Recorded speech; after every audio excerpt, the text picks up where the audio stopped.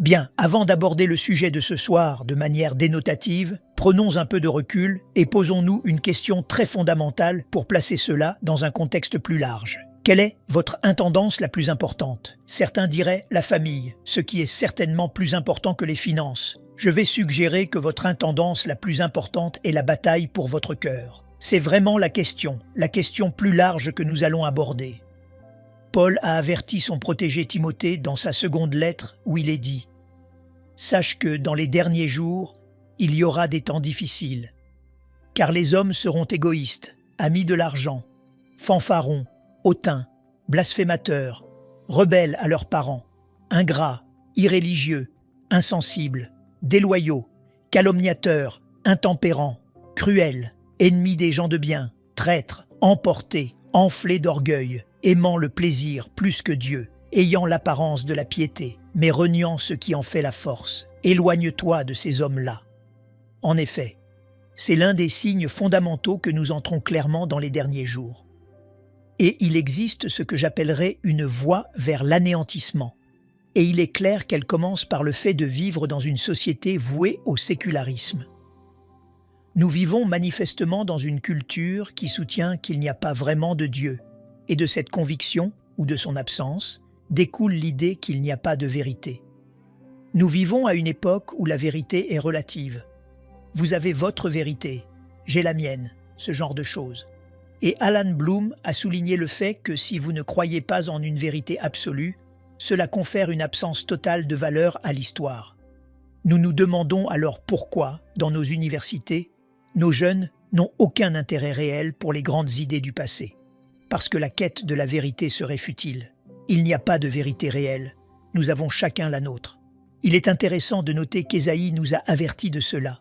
Les gens me demandent où se trouve l'Amérique dans la Bible. Je réponds très clairement dans le chapitre 5 d'Ésaïe avec les 6 malheurs. Mais celui que je soulignerai ici comme étant le plus typique est celui où Ésaïe dit « Malheur à ceux qui appellent le mal bien et le bien mal, qui changent les ténèbres en lumière et la lumière en ténèbres, qui changent l'amertume en douceur et la douceur en amertume. Malheur à ceux qui sont sages à leurs yeux et qui se croient intelligents. » Ainsi, le relativisme des valeurs est clairement ce à quoi nous sommes confrontés.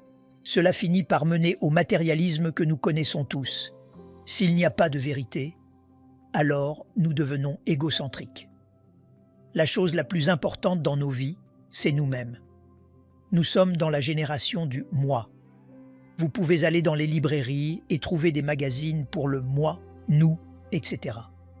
Et cette obsession de soi est bien sûr, fondamentalement, une forme de matérialisme. Celui qui a le plus de jouets gagne, ou la vitesse donne l'impression que n'importe quelle route est la bonne. La réponse dans nos vies est d'obtenir plus de choses. Clairement, le matérialisme se retrouve tôt ou tard en faillite pour de nombreuses raisons. Tout d'abord, nous découvrirons, même dans le domaine scientifique, que nous nous trouvons sur des fondations très fragiles. Et bien sûr, le matérialisme mène également à la faillite morale. Ce à quoi nous sommes donc tous confrontés ici est en fait un défi épistémologique. L'épistémologie, l'étude de la connaissance, de sa portée et de ses limites. Et nous sommes vraiment dans une quête pour comprendre la vérité. D'où tirons-nous la vraie connaissance? De plus, ceux d'entre nous qui sont informés par la Bible reconnaissent que nous menons également cette quête dans les conditions d'un adversaire hostile, un adversaire dont les armes principales sont la tromperie et la désinformation. L'étude de la connaissance, de sa portée et de ses limites est donc le sujet général. Et la raison pour laquelle c'est important pour chacun de nous, c'est que Jésus-Christ nous a lancé un défi, un impératif, un commandement. Il a dit « Prenez garde que personne ne vous séduise ». Il l'a dit plusieurs fois. Très bien, comment faire? Quels sont nos outils pour éviter d'être trompés? Alors que nous examinons l'épistémologie, et bien sûr, c'est une étude très creuse, parce qu'elle est généralement enseignée dans les cours de philosophie des universités et devient en réalité un massage de définition. Mais clairement, la majeure partie du débat en épistémologie portait sur la question de savoir si la connaissance vient de la raison ou de l'expérience. Et les rationalistes, bien sûr, se sont engagés dans le raisonnement déductif. Descartes, Spinoza, Leibniz étant peut-être les plus typiques des rationalistes. Mais ils furent bientôt supplantés par les empiristes, affirmant que la preuve tangible est la clé. Francis Bacon, John Locke et d'autres.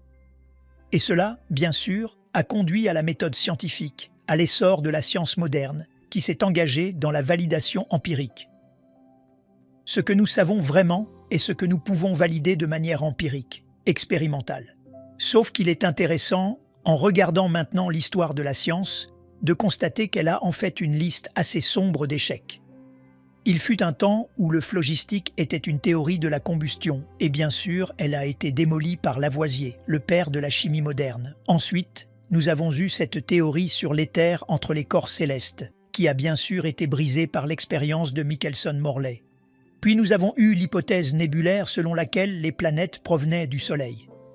C'est encore enseigné dans la plupart des cours d'astronomie. Elle a été inventée par Swedenborg, un occultiste, qui a vendu l'idée à Laplace, qui n'a pas vérifié les calculs et l'a approuvée. Puis Kant l'a reprise et popularisée, et elle est encore enseignée aujourd'hui, même si, avec une connaissance de la mécanique orbitale, elle est facilement démolie. Parce que vous avez 98% de la masse dans le Soleil et 98% du moment cinétique dans les planètes. Et il s'avère que lorsque vous essayez de concilier cela, il n'y a aucun moyen mathématique pour que les planètes soient sorties du Soleil. L'hypothèse nébulaire, encore une fois, manque de validation empirique. Ensuite, nous entrons dans tout le domaine de la nature paradoxale de la lumière. J.J. Thomson a obtenu le prix Nobel en 1906 pour avoir prouvé que les photons étaient un flux de particules.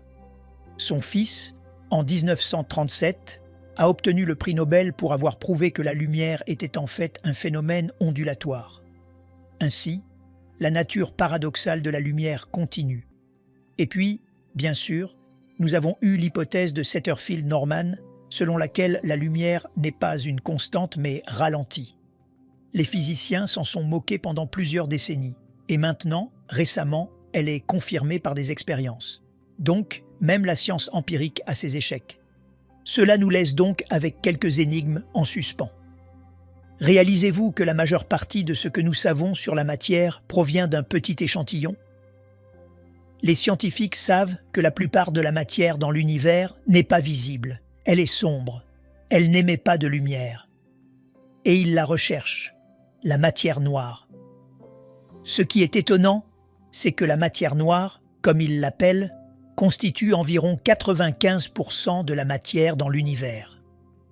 Donc, ce que nous savons sur les neutrons, les protons, etc., provient en fait d'un petit échantillon. Ensuite, nous abordons la microbiologie avec l'ADN et nous découvrons que l'ADN est édité. Lorsque vous faites une copie d'ARN, vous en éditez certaines parties, vous retirez les parties dont vous avez besoin pour coder les protéines.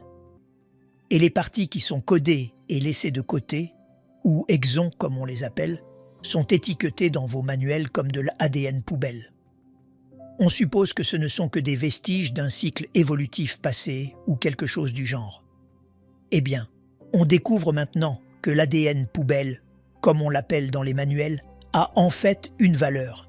Il contient des informations architecturales. Mais la chose choquante est, réalisez-vous quelle proportion de l'ADN est étiquetée comme ADN poubelle? Plus de 98%. Donc, encore une fois, un peu d'humilité serait de mise dans ces domaines. Et puis nous arrivons à la physique des particules, qui retire absolument le tapis sous les fondations de la science elle-même. Car nous avons soudainement le principe d'incertitude d'Heisenberg, mal appliqué par de nombreux philosophes à d'autres choses, mais qui fondamentalement montre que certaines choses se comportent différemment si elles sont observées. Et puis nous avons les lois de la causalité. L'idée de cause à effet, qui est la principale servante de la science, est maintenant brisée dans le domaine de la physique quantique. Et puis nous découvrons que les particules subatomiques manquent d'une propriété appelée localité. Il a été expérimentalement confirmé que tous les photons savent apparemment ce que tous les autres photons de l'univers font instantanément. Ces concepts brisent totalement les fondations philosophiques. C'est la raison pour laquelle Boltzmann, l'un des premiers pionniers, s'est suicidé, car il a reconnu les implications philosophiques de la physique quantique. Mais lorsque vous saisissez cela, vous découvrez soudainement que la chose que nous appelons réalité est en fait une simulation numérique, que notre soi-disant réalité n'est que virtuelle. Cela provoque donc l'effondrement même des fondations philosophiques. Ainsi, alors que nous examinons le matérialisme, qui a des fondations matérielles chancelantes et qui bien sûr mène à la faillite morale, nous en faisons l'expérience dans notre société. Quel est le prochain pont à franchir? Où vont les gens qui se sont engagés dans le matérialisme et découvrent qu'il est insuffisant? La réponse est prévisible, bien que surprenante. C'est que nous assistons à la mort de l'âme. Nous avons une génération perdue, une génération sans Dieu. Un vide de vie que vous voyez dans tous les domaines, toutes les activités. Et complice de cela, il y a l'impact des médias, qui présentent la perception plutôt que la réalité comme la véritable quête. Et cela conduit à désensibiliser nos émotions, à la fois individuellement et culturellement, nous menant à ce que certains appelleraient un vide des temps, un vide spirituel, qui nous prépare à l'ultime illusion, l'esprit de l'Antichrist. Et nous voyons cela en des termes plutôt apocalyptiques. Alors, où allons-nous après le matérialisme? Nous allons au mysticisme. Les gens se demandent, y a-t-il quelqu'un là-haut? Il est étonnant de trouver des gens à cette époque de rationalisme qui affluent vers diverses formes de mysticisme. Le mysticisme païen babylonien que nous avons réemballé sous le nom de Nouvel Âge. Le gnosticisme chrétien, illustré par certains des romans et autres qui sont populaires aujourd'hui.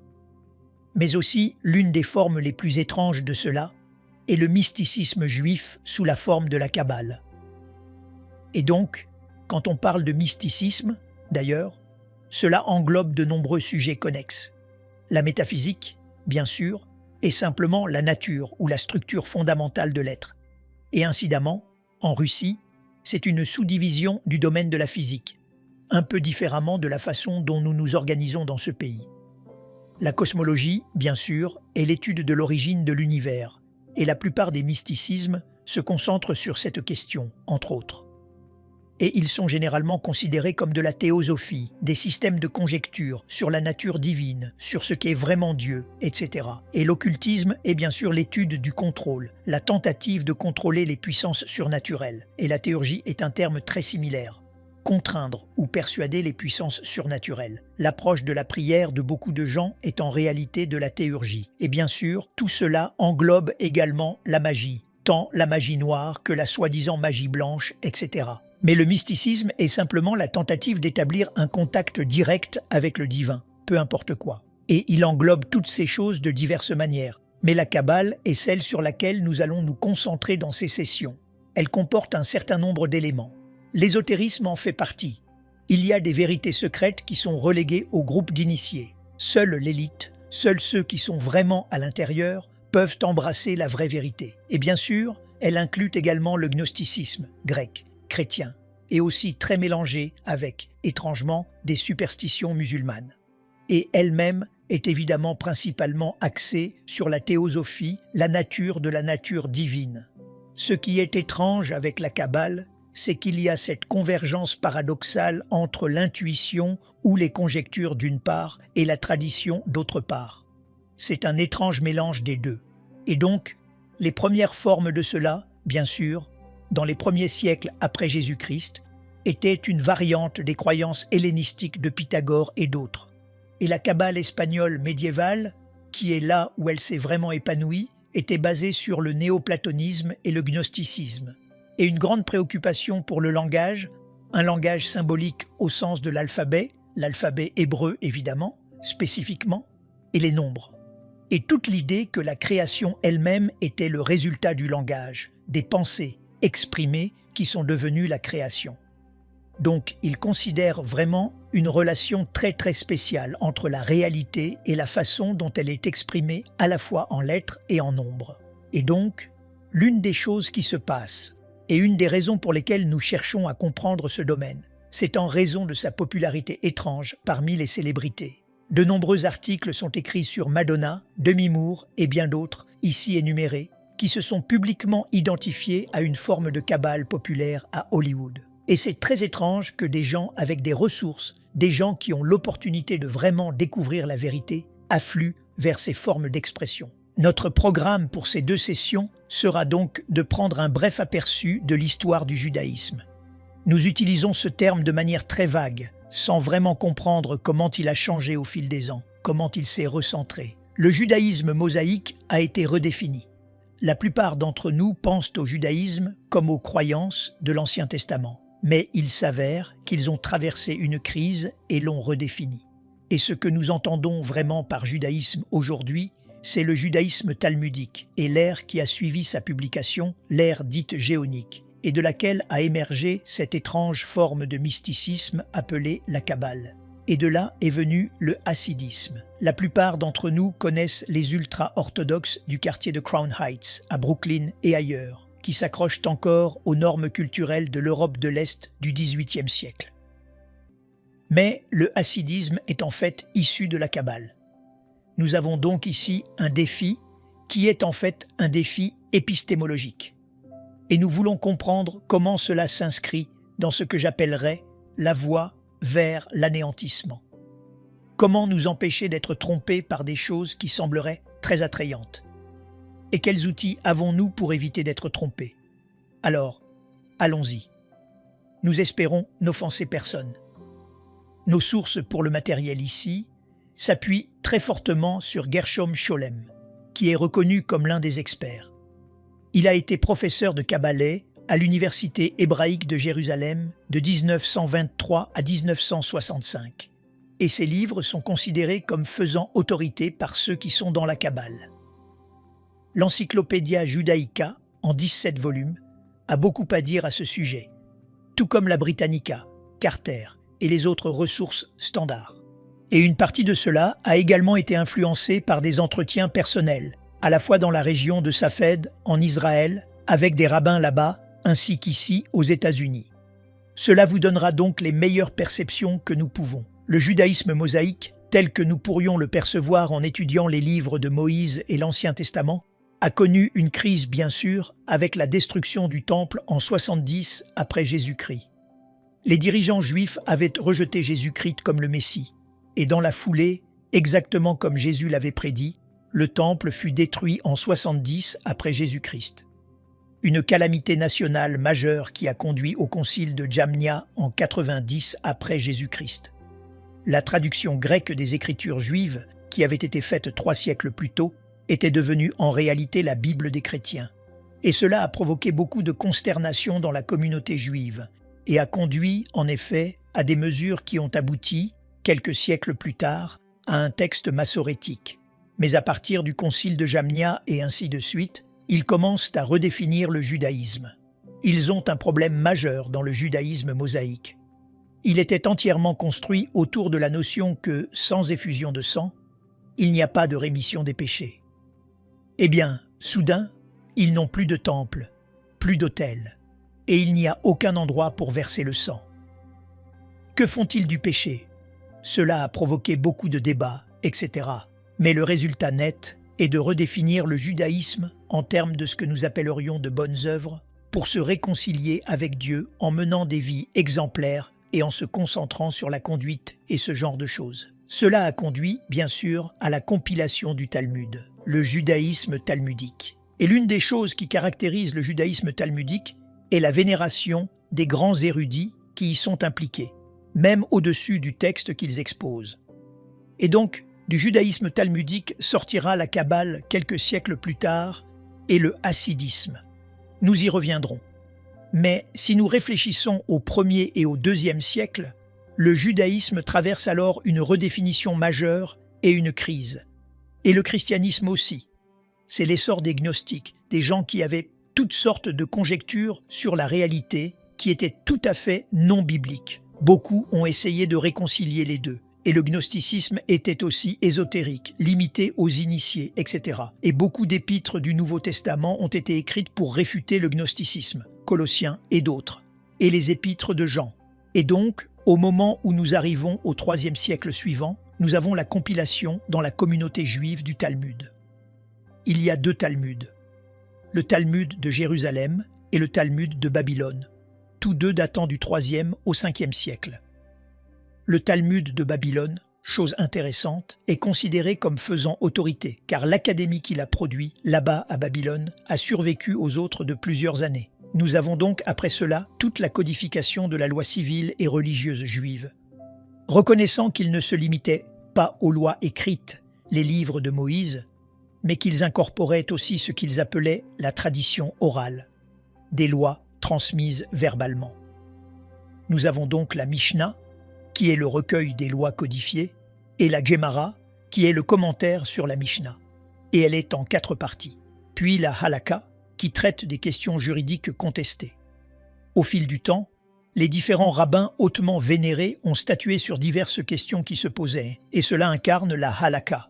Et puis la Haggadah, qui contient les illustrations et les exemples anecdotiques de l'application des lois.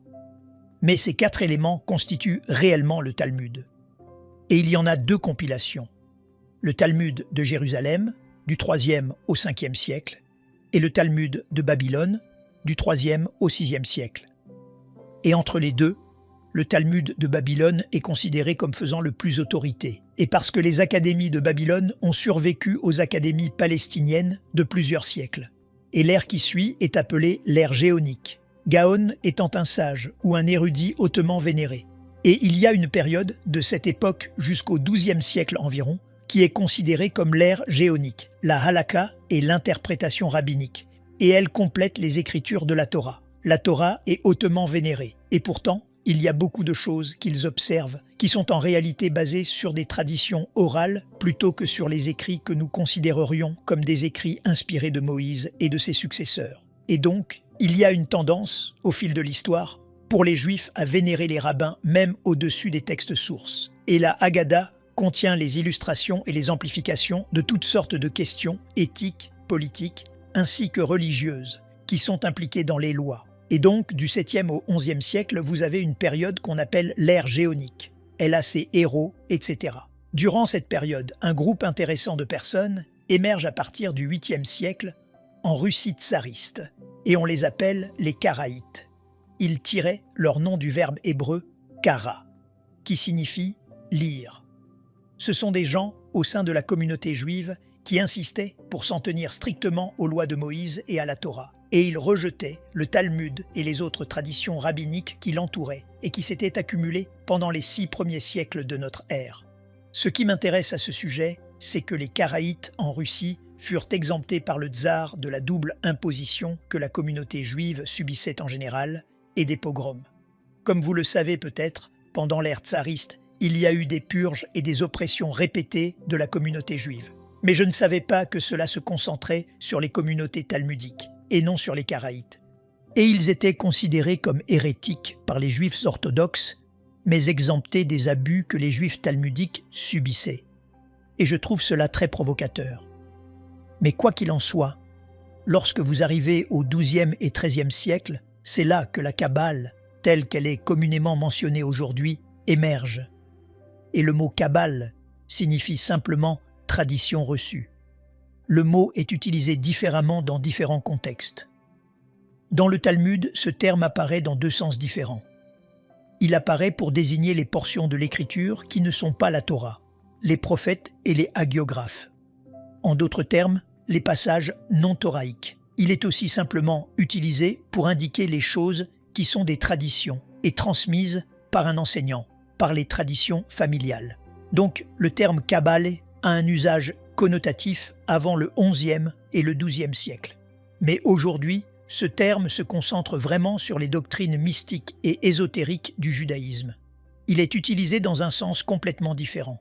Génériquement, il est utilisé pour le mysticisme juif sous toutes ses formes. Mais spécifiquement, une fois utilisé de manière dénotative, il fait référence à une théosophie ésotérique très spécifique qui s'est cristallisée au XIIIe siècle, principalement en Espagne et dans le sud de la France. Et son document principal est peut-être le mieux résumé par un livre appelé le Livre de la Splendeur, le Sefer HaZohar, ou Zohar en abrégé. Il a généré les principaux mouvements mystiques du judaïsme. On peut se perdre dans de très nombreux. Il y a des dizaines de livres majeurs écrits, une littérature qui a émergé et a eu un impact sur la Kabbale. Voici quelques-uns des principaux. il y a le Sefer Yetzira, qui est le livre de la création. Et il se concentre sur cette idée des 10 séphirotes, la manière dont séphirotes est comme des émanations. Et il est préoccupé par deux choses. Le système décimal avec les 10 séphirotes sur lesquels je reviendrai un peu. Et il fait aussi grand cas des 22 lettres de l'alphabet hébreu. Les 22 lettres de l'alphabet hébreu sont provocantes à bien des égards, car ce ne sont pas seulement des lettres phonétiques comme la plupart des alphabets. Chaque lettre porte une idée ou un concept derrière elle. En fait, si vous comprenez le concept derrière chaque lettre, la plupart des mots en hébreu sont basés sur une racine de 3 lettres. Vous pouvez déduire, si vous connaissez bien l'alphabet, ce que les mots signifient.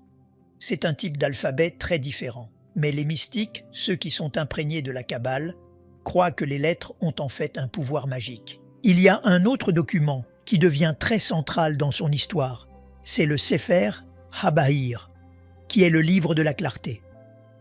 Et celui-ci, entre autres, commence à développer l'idée qu'il y a une équivalence entre l'histoire d'Israël et les événements au sein de la divinité elle-même, en particulier entre Israël et la Shekinah, qui est toujours dépeinte dans le mysticisme comme le côté féminin de Dieu. Et à partir de là se développe également toute la notion que l'obéissance d'Israël est un facteur déterminant pour établir ou rétablir l'harmonie cosmique, même dans la vie intérieure de la divinité. Nous entrons donc dans des interconnexions très bizarres ici, entre le comportement d'Israël, individuellement et collectivement, et le bien-être, si vous voulez, de ce qui se passe dans la vie intérieure de la divinité. Donc, ce mysticisme est, de toute évidence, d'une portée considérable dans ses conjectures, et ainsi de suite. Mais le document dominant de tout ceci est le Sefer HaZohar. Vous entendrez tout le monde parler du Zohar. Il a été écrit sur une période de 30 ans par Moïse de Léon. Il l'a attribué pour donner plus de poids à ses vues, car il a écrit de nombreux livres. Il a attribué le Zohar à un rabbin légendaire du IIe siècle, Shimon Bar Yohai. Des preuves ultérieures ont définitivement établi de Léon comme son auteur. Mais ce document a eu une influence considérable sur le judaïsme pendant plus de 600 ans. Et il présente la divinité comme un flux dynamique de force, l'inconnaissable Ein Sof, le concept le plus élevé ici, dans le Zohar et dans le mysticisme kabbalistique, est l'Ein Sof. C'est l'un inconnaissable, non fini. Il est en fait considéré comme une sorte de néant divin d'où s'écoulent des émanations sous 10 formes, et les attributs connaissables de la divinité émanent en 10 séphirotes, qui sont des royaumes ou des plans. Et cela conduit à des montagnes de littérature spéculant sur la façon dont toutes ces choses sont interconnectées. Et l'histoire d'Israël, y compris sa vie en exil, devient des symboles de la vie intérieure de Dieu. Ils commencent à voir tout ce qui se passe en Israël. Son expulsion d'Espagne en 1492 est un jalon énorme, car la Kabbale espagnole se disperse alors. Quand ils ont quitté l'Espagne, ils se sont réétablis ailleurs. Mais il y a un étrange parallélisme mystique entre ce qui arrive à Israël et ce qui se passe réellement dans la divinité. Et cela commence à mener à l'idée que le comportement d'Israël, le comportement des fidèles d'Israël, est crucial pour le destin de la divinité elle-même. Vous assistez donc à des inversions très étranges. Maintenant, les émanations de cet Ein Sof, les forces de l'essence divine, l'arbre de vie, c'est ainsi qu'on l'appelle parfois. Et il y a beaucoup de spéculations sur ce que ces 10 éléments impliquent réellement, comment ils interagissent. Au sommet de la pile se trouve le Keter Elyon, la couronne suprême. Son identité et l'identité de l'Ein Sof, la déité inconnaissable, sont quelque peu problématiques, car ce n'est pas l'Ein Sof, ce n'en est qu'une partie. Et pourtant, il est au sommet. Il y a donc une certaine ambiguïté sur la façon de discerner la différence entre les deux. Mais ensuite, vous avez la Hokma, qui est le terme pour la sagesse. C'est le lieu des idées primordiales de Dieu. Et la Bina, qui est l'intelligence, le principe organisateur de l'univers, se trouve dans la Bina.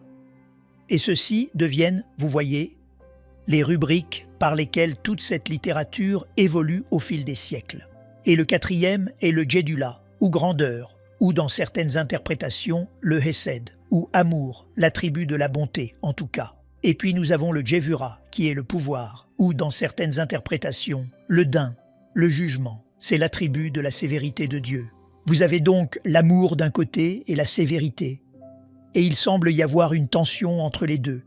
Et puis vous avez la tension qui était résolue avec le Tiferet, qui est la beauté, ou dans certaines interprétations, la compassion, car il réconcilie la sévérité et l'amour, etc. Il traite de ces termes, et le Tiferet est en quelque sorte le principe médian entre les deux précédents. Et puis vous avez le Netzach, qui est l'endurance durable, ou un terme pour l'éternité si vous voulez, et le Hod, qui est la majesté de Dieu, et le Tzadik, qui est le juste, ou Yesod dans d'autres, le fondement du monde. C'est le fondement de toutes les puissances de Dieu.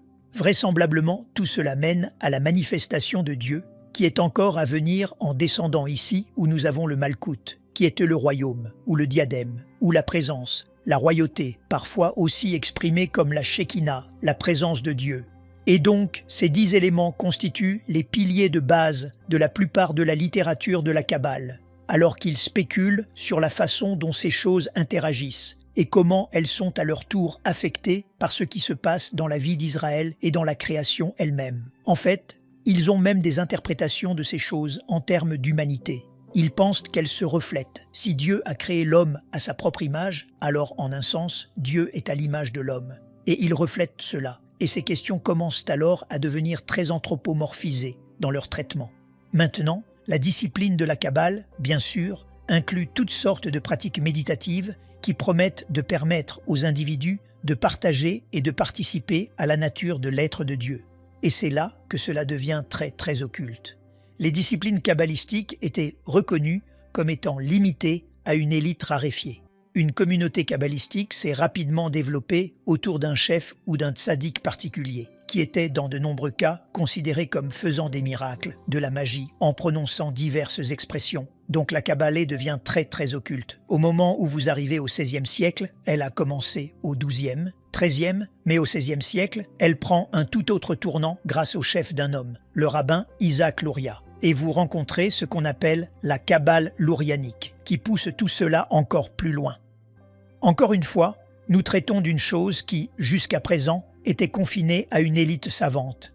Les sociétés secrètes sont organisées autour d'un tzaddik, en hébreu, ou d'un rebbe en yiddish. Un rebbe n'est pas vraiment un rabbin, c'est quelque chose de beaucoup plus spécial. Mais le rabbin du XVIe siècle, Isaac Luria, l'emmène dans une toute autre direction. Et bien sûr, au XVIIIe siècle, tout cela devient un fondement essentiel pour la direction rabbinique d'Europe de l'Est. Et donc, de cela sortira au XVIIIe siècle. Imaginez la scène, nous parlons de 6 siècles après le début de la Kabbale, le hassidisme. Le mot hasside est simplement un terme hébreu pour une personne pieuse ou juste. Aux XIe et XIIe siècles, il y avait une communauté du côté allemand. Nous ne parlons pas de l'Espagne et du sud de la France, mais en Allemagne, les Hassidei Ashkénazes, les piétistes allemands. Ils étaient extrêmes, menaient une vie très ascétique. Et ils ont commencé à prendre de l'importance. Mais ont rapidement, vers le XIIIe siècle, été éclipsés par la montée du mysticisme juif appelé la Kabbale. Et donc, nous pourrions parler des différents leaders qui montent et descendent, mais les principaux enseignements de la Kabbale à cette période sont, tout d'abord, un fort accent sur la découverte de codes cachés dans la Torah, et nous vous en montrerons quelques-uns sous peu. Ils mettent un grand accent sur la recherche des noms de Dieu. Il y a de nombreux noms différents de Dieu dans l'Écriture, mais ils en font une forme d'art à part entière, en particulier le nom ultime de 72 lettres. Ce n'est en fait pas le nom ultime, car le nom ultime est considéré comme la Torah elle-même, lettre par lettre, comme un tout. Mais les noms de Dieu, ils attribuent à l'expression de ces noms des pouvoirs magiques. Il y a des guérisons, des histoires et des anecdotes qui nourrissent ces vues. Et bien sûr, tout cela est lié aux secrets impliqués dans l'alphabet hébreu. Vous pouvez aller dans les librairies juives et trouver des livres écrits sur diverses conjectures mystiques concernant chaque lettre différente, etc. Et bien sûr, tout cela est construit autour des 10 séphirotes, les 10 émanations que nous avons passées en revue, et l'Ein Sof étant l'infinité inconnaissable au sommet. Les critiques de la Kabbale souligneront qu'une partie de l'Ein Sof, le tout, est une poussée pour dépersonnaliser Dieu. Et les mystères de la vie intérieure de Dieu, Vous savez, c'est très intéressant si vous étudiez le livre de la Genèse. Dans le chapitre 9 de la Genèse, il y a cet épisode étrange où Noé plante une vigne, s'enivre, et ses fils profitent de cela. Maintenant, il y a dans le texte des connotations d'abus homosexuels, mais en laissant cela de côté, il y a un crime de base envisagé à partir de cet événement qui résonne à travers l'Écriture, et c'est le crime de découvrir la nudité de son père. Ce qui est enseigné, c'est que le vêtement du père est sa protection privée, sa nature privée, et découvrir cela est une intrusion inappropriée sur sa personne. Découvrir la nudité de son père est un crime, un péché, largement reconnu parmi les rabbins. Ce qui est fascinant en prenant du recul, c'est de reconnaître ce qui se passe. C'est exactement ce qu'ils font ou essaient de faire avec la Kabbale. Avec les 10 séphirotes et tout ça, ils essaient d'entrer à l'intérieur de la divinité elle-même et de spéculer sur ses tensions. Et tout leur concept, surtout après les tournants lourianiens de la Kabbale, est que lorsque la création a été faite, il y a eu une maladresse. Ils n'utilisent pas ce terme, mais il y a eu une sorte d'aspiration, une inhalation plutôt qu'une exhalation, qui a entraîné des erreurs. Et les étincelles de l'erreur sont l'origine du mal. Et ce qui est en jeu maintenant, c'est de réparer cet échec dans la création en traitant le mal. Et lorsque vous entrez dans ces conjectures, Israël lui-même fait partie de la réparation. Il incombe donc à l'élite au sein d'Israël d'adopter ces rituels kabbalistiques dans une tentative d'aider au tikkun, à la réparation de l'univers. Donc, la Kabbale n'est pas seulement un ensemble de conjectures marginales. Elle est en fait presque une inversion de ce que nous comprenons de l'Écriture. L'Écriture enseigne que oui, une réparation doit être faite, mais pas par l'homme. L'homme n'est pas équipé pour cela. Mais quoi qu'il en soit, la Kabbale émerge du XIIe au XIIIe siècle. C'est à peu près là où nous en sommes. Au XIVe siècle, un événement majeur se produit dans le judaïsme. L'expulsion des Juifs d'Espagne en 1492. Ils ont dû partir. Et c'est pourquoi Colomb et son équipage ont dû quitter le port avant minuit cette nuit-là, car c'était la date limite qui avait été fixée. Et cela a provoqué la dispersion des kabbalistes d'Espagne, bien sûr, qui se sont réétablis ailleurs. Au moment où vous arrivez au XVIe siècle, la Kabbale lourianique émerge. Et c'est un tout autre tournant, par Isaac ben Salomon Louria. Et de son ajout aux perceptions kabbalistiques vient l'idée qu'une catastrophe cosmique s'est produite. Les vaisseaux de la lumière divine se sont brisés. Des étincelles ont été emprisonnées dans des éclats de mal. En effet. Et la tâche humaine est la rédemption. Rien de moins que la rédemption du monde et la réunification de la divinité. Vous savez, quand on résume ça comme ça, on a l'impression d'être très audacieux. Eh bien, c'est en fait ce dont il traite. Et cette émergence d'un rôle humain pour aider la divinité déclenche également le messianisme sabbatéen. Ils ont eu un faux messie qui a commencé à faire surface. Il y a des histoires très bizarres qui émergent là. Et tout cela prépare le terrain pour le hassidisme polonais du XVIIIe siècle que la plupart d'entre nous ont rencontré d'une manière ou d'une autre à New York ou ailleurs. Et Louria, il a fondé cette école de pensée kabbalistique très influente qui a influencé tout le kabbalisme aujourd'hui. Il est né à Jérusalem, a grandi en Égypte, et il est devenu un adepte de l'érudition juridique et mystique juive, bien sûr. Mais ce qui vient au siècle suivant, c'est Sabbatai Zevi. Maintenant, ce type, ça me fascine. C'était un faux messie juif. Il s'est proclamé messie. Il est né à Smyrne. Il a été ordonné sage, un jeune homme très brillant. Mais en 1648, il a montré des signes de psychose maniaco-dépressive. Il a prétendu être le Messie. Il a été expulsé de Smyrne vers 1650 et 1 ou 54. Il a erré à travers la Grèce, la Palestine et l'Égypte. Il finit par être emprisonné par les autorités turques. C'est l'Empire ottoman, vous vous rendez compte. En 1666, il se convertit à l'islam et meurt en exil. On pourrait donc penser qu'il a été totalement discrédité. Non, parce qu'il faut comprendre qu'il symbolise. Ils prennent tous ces éléments et en créent des symboles. Et les événements de sa vie sont alors interprétés de manière kabbalistique. Et tout un mouvement autour de lui se poursuit pendant plusieurs siècles. Et si on prend du recul, c'est étrange de penser que ces faux messies que ce serait fini. Mais cela sous-estime leur capacité à rationaliser ces choses en termes de symboles qu'ils appliquent à leur conjecture de la Kabbale. Et donc, de cela, nous avons le hassidisme, qui porte avec lui, entre autres, une forte connotation messianique. Ils recherchent de faux messies, les messies qui font partie de leur image. Donc, comprenez que le hassidisme émerge vraiment du XVIIIe siècle, plusieurs siècles après que la Kabbale se soit solidifiée. Maintenant, les enseignements hassidiques mettent évidemment l'accent sur le maintien des anciennes traditions. Ils préservent consciemment les modes de vie de leurs ancêtres d'Europe de l'Est, etc. Et bien que chaque communauté ait sa propre théologie, ses propres traditions, ses propres pratiques, y compris un style vestimentaire distinctif pour les hommes et les femmes, etc., ils résistent aux idées et aux modes de vie modernes et interprètent aussi strictement que possible la halakha, les traditions orales juives, etc. Ils maintiennent généralement la langue yiddish, un étrange mélange d'hébreu, d'allemand et de polonais. C'est la langue commune des Juifs d'Europe de l'Est et elle est utilisée dans leur vie quotidienne.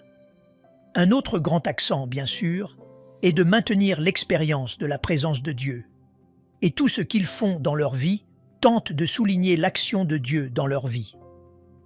Et malgré tout ce qui défie cela, tout ce qui rivalise avec cela en termes de souffrance, de désir physique, de distraction psychologique, est considéré comme de simples distractions à leur engagement à expérimenter la présence de Dieu.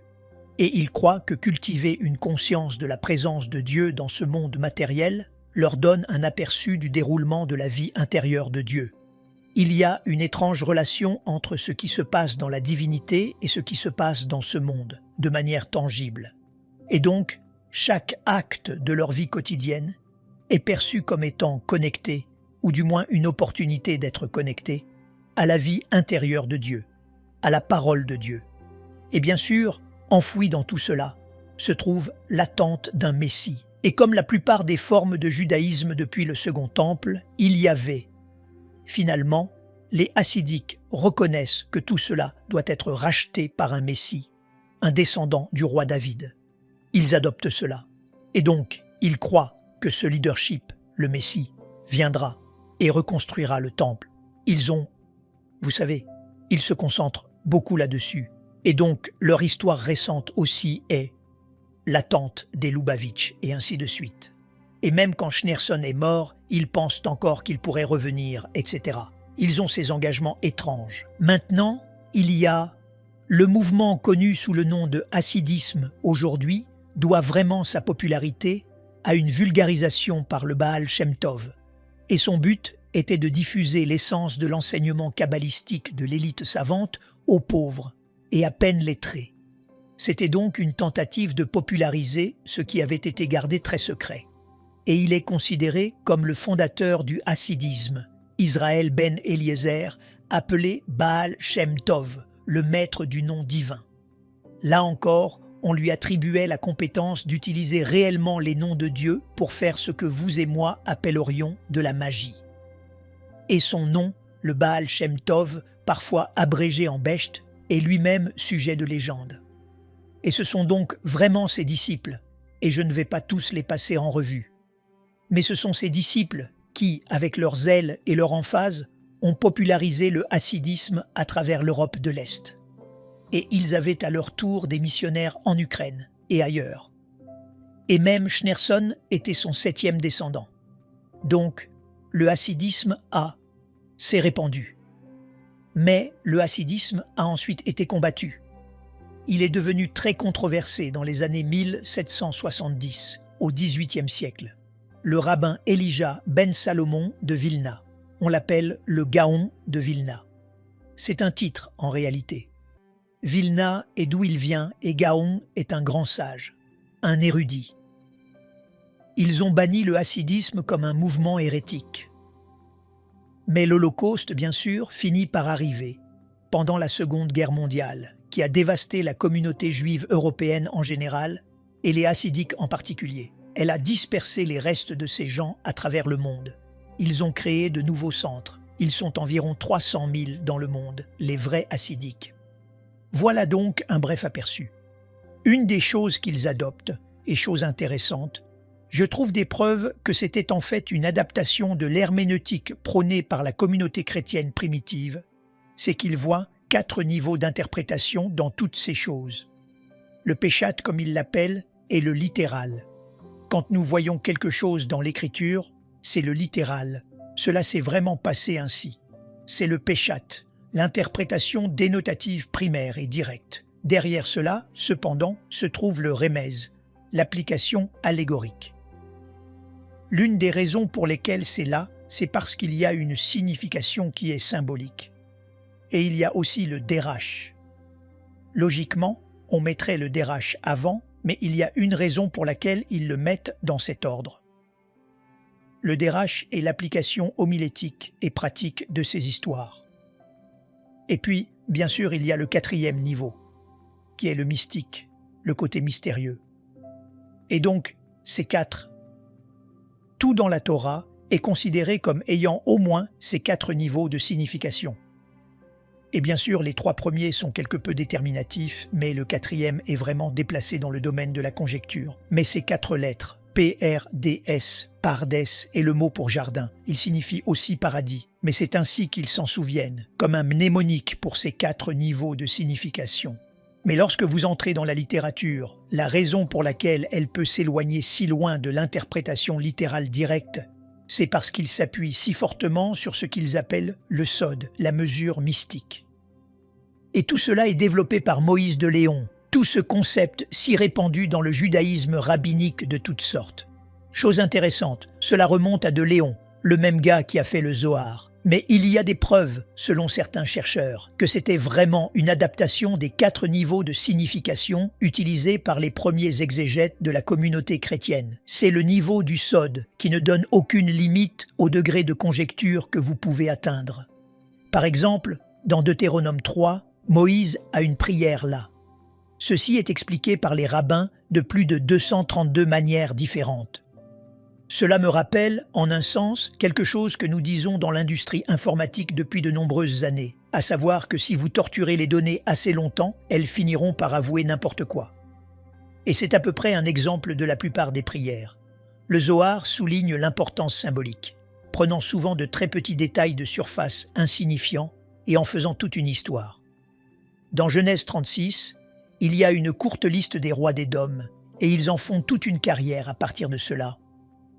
Les actes de Benaïa dans le 2e livre de Samuel, chapitre 23, sont des exemples où, dans le Zohar, ils s'étendent sur des pages et des pages pour expliquer la signification profonde de ces détails qui semblent triviaux. Mais un accent particulier tout au long de la Kabbale est mis sur l'alphabet hébreu et les mysticismes numériques, et nous parlerons un peu de cela dans la prochaine session.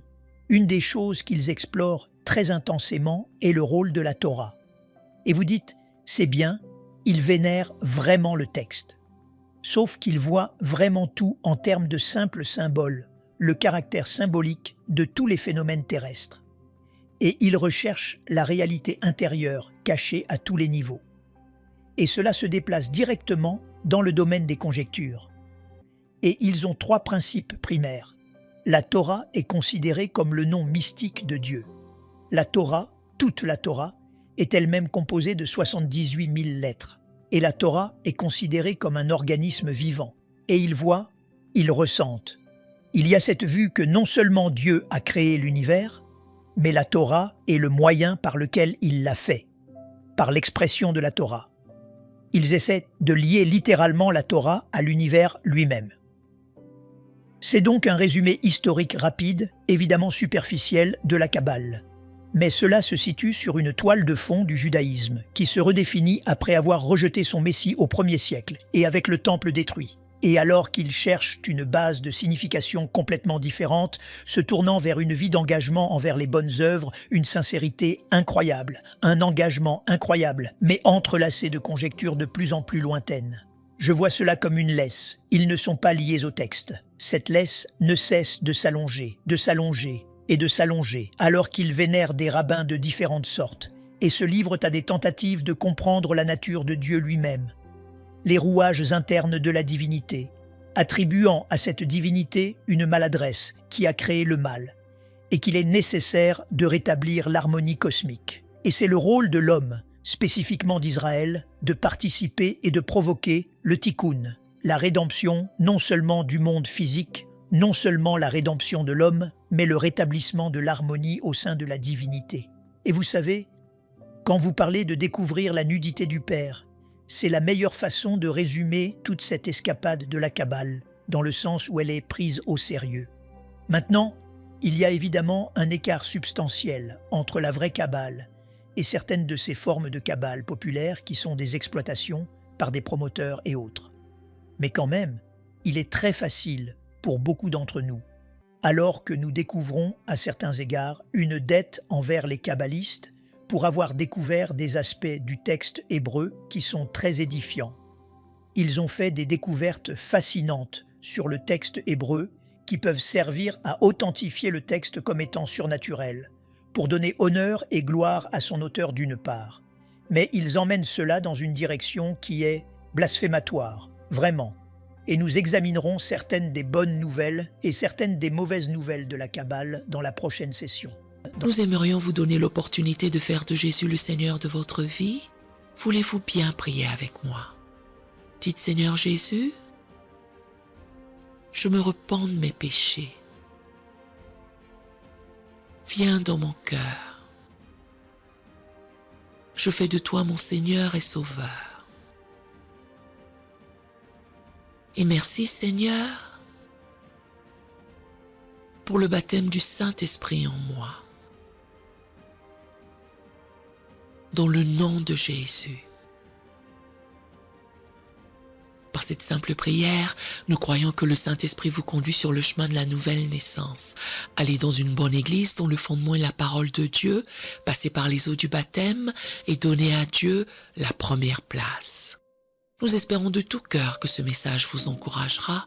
Si vous connaissez quelqu'un qui puisse être encouragé, s'il vous plaît, envoyez-le lui pour nous aider à atteindre plus de gens et à propager l'Évangile. Édifions le corps de Christ ensemble. Appuyez sur la cloche des notifications et merci infiniment de nous soutenir en vous abonnant à notre chaîne.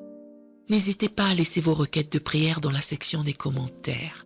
Sachez que même si vous ne voyez pas de réponse à votre requête, que ce soit sur YouTube, email, Facebook ou sur Messenger, nous avons prié pour vous.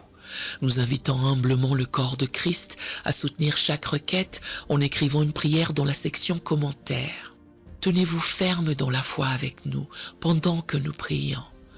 Que la grâce et la paix du Seigneur Jésus-Christ soient avec vous tous et qu'il vous bénisse merveilleusement.